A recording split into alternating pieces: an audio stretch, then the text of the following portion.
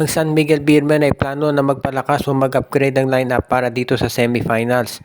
Alam ng San Miguel na kahit sino dyan na makaharap nila, Converge o Hinebra, magiging matindi yung labanan. Kaya nga gusto nila na kumuha ng iba pang mga players na pandagdag puwersa. At kabilang daw dito sa susubukan na ma-acquire ng San Miguel Beermen ay itong si Brandon Ramirez mula dito sa NLEX Road Warriors.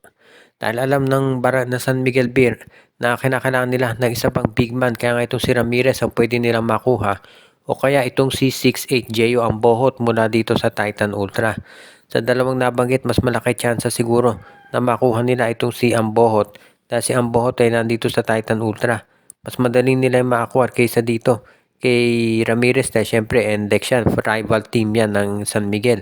Kaya nga itong si Jeyo ang bohot, mukhang nababagay yan dito sa San Miguel. Dahil ito 6'8 na forward na mayroong perimeter shooting.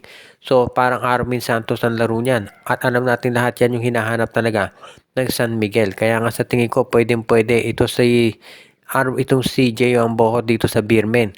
Dahil hindi naman masyadong ginagamit ni Coach Cardel itong si Jeyo ang bohot. Kahit siguro si Royce Mantua ang ibigay nilang kapalit ay pwede na para dyan, o kaya isang second round draft pick.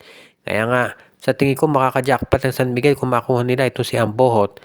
Lalo na at isa yan dito sa mga players talaga na kinukonsidera na bright prospects dito sa PBA, hindi lang nabibigyan ng oportunidad na maglaro. Kaya nga sa tingin ko, hindi magdadalawang isip itong si Coach Leo Austria na kunin itong si Ambohot, lalo na at alam niya kung ano ang pwede nitong ibigay para dito sa San Miguel. Kaya nasisiguro natin, magiging isa to dito sa mga tinatawag na magandang oportunidad para dito sa SMB kung sakasakali nga na ma-acquire nila ang nabanggit na player. Kaya yung talaga ang aabangan natin na gagawin ng Beermen. Ang isa pang team ngayon na po pwedeng gumawa ng malaking pagbabago, yung Phoenix Fuel Masters, dahil gusto na raw nilang makuha itong si Kemar Carino mula dito sa Terra Firma Jeep. Sa ngayon kasi itong Phoenix Management daw ay seryoso dito sa pagbibuild up nila para sa darating na Commissioner's Cup. At ang isa sa nakikita nilang pwedeng gawin ay ang pagkuha dito kay Carino bilang isang center. Dahil gustong siguraduhin ni Coach Willie Wilson na pagdating ng Commissioner's Cup, meron silang matangkad na import plus meron isang local player na magiging pwede rin nilang center. Parang gusto niya magkaroon ng triple tower, si Kemar Carino, si Will Gosum at itong si Kai Balungay.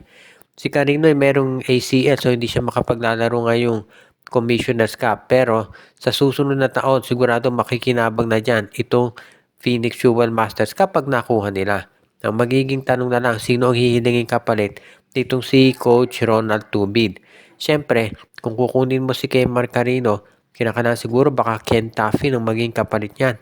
Depende na lamang siguro dito kay Coach Willie Wilson kung papayag siyang pakawalan si Taffin para dito kay Carino.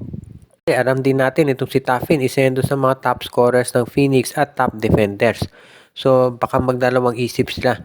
Pero ang maliwanag dito, ang coach ng Phoenix ay interesado talaga na ma-acquire itong si Kemar Carino at willing siyang gumawa ng major moves. Kaya nga sa tingin ko, pwede talaga na matuloy ang nabanggit na trade kung sakasakali na itong si Coach Willie Wilson ay papayag na magpakawalan ng top player para dito kay Kemar Carino.